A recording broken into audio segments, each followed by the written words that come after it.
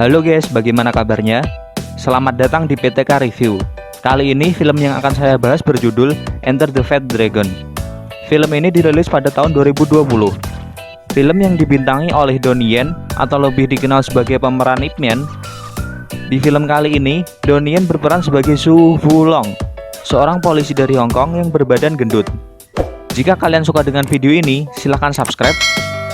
Sebelum masuk video, seperti biasa, intro.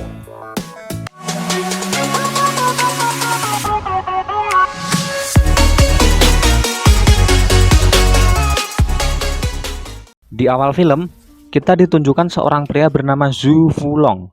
Su Fulong adalah seorang polisi dari Hong Kong dengan berat 66,4 kg. Fulong menelpon pacarnya yang seorang artis yang bernama Song Kar. Fulong bersiap untuk pergi ke studio foto pernikahan. Sebelum ke studio, Fulong ingin pergi ke bank untuk ambil uang. Di perjalanan, Fulong bertemu Huang. Huang adalah rekan kerja Fulong. Ketika di bank, Fulong mengalami nasib sial. Bank tempat Fulong mengambil uang ada perampokan. Fulong menyiapkan rencana untuk menyerang kawanan perampok. Setelah tergambar rencana Fulong, Fulong memulai aksinya. Rencana pun gagal. Fulong ditembaki perampok. Akibat bunyi tembakan, polisi datang menuju bank tersebut. Kawanan perampok mencoba kabur dengan melempar granat ke polisi. Para perampok kabur menggunakan mobil Huang. Fulong mengejar mereka. Dengan jurus silatnya, Fulong mengajar perampok satu persatu. Ketika Fulong mengajar perampok, reporter datang dan mereka untuk siaran langsung. Karena ingin mendapatkan rating tinggi, reporter bukannya menolong Fulong, malah memberi palu ke perampok. Karena Fulong ahli silat, akhirnya Fulong berhasil mengalahkan kawanan perampok. Akan tetapi, rem mobil blong. Fulong menuju kantor polisi untuk menabrakkan mobil agar berhenti.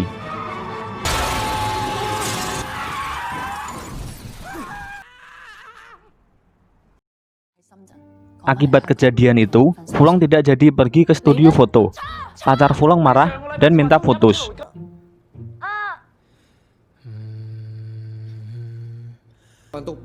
Di kantor polisi, Fulong dimarahi dan dipindah tugaskan dari pekerja lapangan menjadi petugas penjaga barang bukti. Di tempat kerja barunya, tugas Fulong cuma duduk-duduk, makan dan tidur. 6 bulan kemudian, badan Fulong jadi gendut. Dan sekarang berat dia adalah 113 kg. Adegan berpindah ke rumah bos mafia Jepang.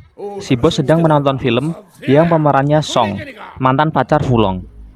Si bos menyuruh keponakannya yang bernama Takashi untuk mengundang Song ke Jepang. Kembali ke Fulong, Fulong ditugaskan Huang untuk mengantarkan salah satu korban perampokan ke rumahnya, yaitu Jepang. Dia bernama Fuji. Fuji hilang ingatan dan sedikit sengklek akibat ledakan itu. Singkat cerita, Fulong berada di pesawat. Fulong bertemu Song. Song kaget melihat perubahan Fulong. Fulong dan Fuji sampai di Jepang.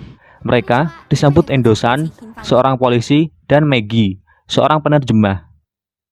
Mereka pergi ke toilet umum karena Fuji disuruh Endo-san untuk berak. Saat di toilet, Fuji mau dibunuh seseorang. Fuji berhasil selamat dan kabur.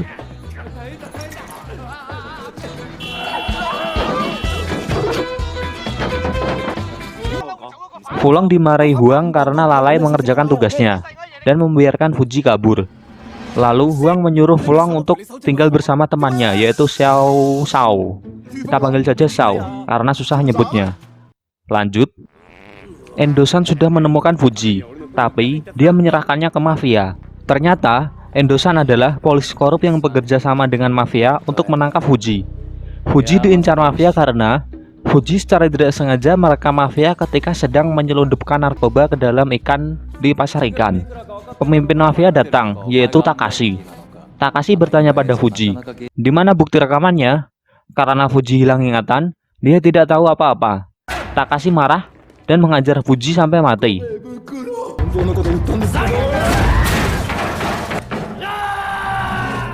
Keesokan harinya, di dekat laut, Fuji ditemukan sudah tidak bernyawa. Endosan memberitahu Fulong, Fuji mati akibat bunuh diri. Fulong tidak percaya karena keadaan mayat Fuji seperti habis dihajar. Fulong menyuruh untuk mengotopsi mayat Fuji, tapi Endosan menolak. Endosan malah menyuruh Fulong untuk kembali ke negaranya. Fulong tidak percaya dan nekat untuk menyelidiki kematian Fuji. Fulong dan Shao menuju rumah almarhum Fuji. Di rumah Fuji, Fulong menemukan HP yang terdapat video bukti kejahatan mafia. Dari video itu, Fulong dan Shao lanjut menuju ke pasar ikan. Di pasar ikan, si bos mafia mengadakan pertunjukan dan mengundang Song sebagai bintang tamu. Ternyata, pasar itu pemiliknya adalah si bos mafia. Kembali ke Fulong dan Shao, Shao bukannya menyelidiki, dia malah makan ikan dan di ikan terdapat narkoba di dalamnya. Shao pun nge-fly. Mengetahui itu, para mafia mengejar Shao. Fulong datang menolong Shao, walaupun gendut, Fulong masih gesit dan lincah.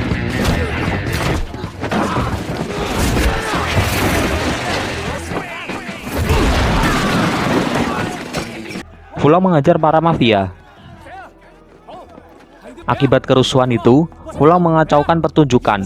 Song marah karena pertunjukan itu merupakan pertunjukan pertamanya di luar negeri.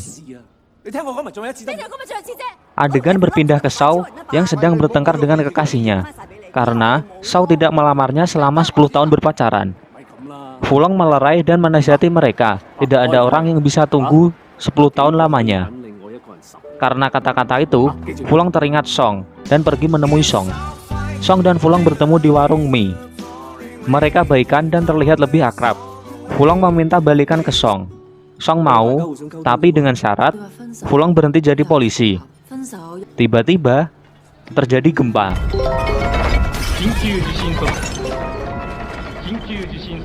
Setelah gempa selesai, Fulong menolong orang-orang yang ada di dekatnya. Song melihat itu dan dia yakin Fulong tidak bisa berhenti jadi polisi karena Fulong memiliki jiwa sosial yang tinggi dan selalu ingin menolong sesama. Kemudian Song pergi dari warung itu.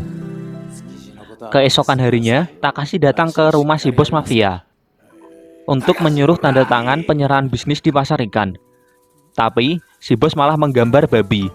Takashi marah dan memaksanya. Anak buah si bos mencoba menolong tapi dia berhasil dibunuh Takashi. Terpaksa, si bos menandatanganinya. Setelah itu, si bos dibunuh juga. Song tidak sengaja melihat kejadian itu. Takashi mengejar Song dan menangkapnya.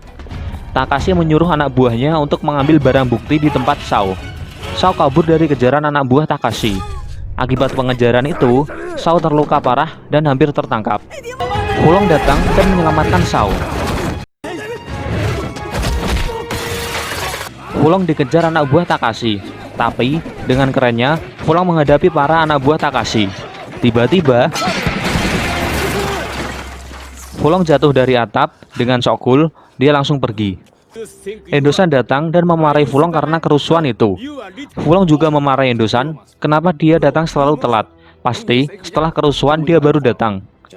Endosan secara tidak sengaja bilang, dia juga anggota Takashi dan terlibat dalam pembunuhan Fuji. Diam-diam, Maggie merekam Endosan. Endosan mengejar Maggie. Saat mengejar, Endosan ketabrak mobil. Azab polisi korup, matinya ketabrak mobil. Lanjut, Takashi menelpon Fulong dan memberitahu dia menyekap Song. Takashi menyuruh Fulong untuk menyerahkan barang bukti sebagai pertukaran agar Song dibebaskan. Takashi menyuruh Fulong untuk datang ke menara Tokyo. Ketika sampai di menara, Fulong yang melihat Song habis diajar, Fulong pun marah dan mengajar anak buah Takashi. Di puncak menara, Fulong dan Takashi baiwan. Pertarungan sangat sengit.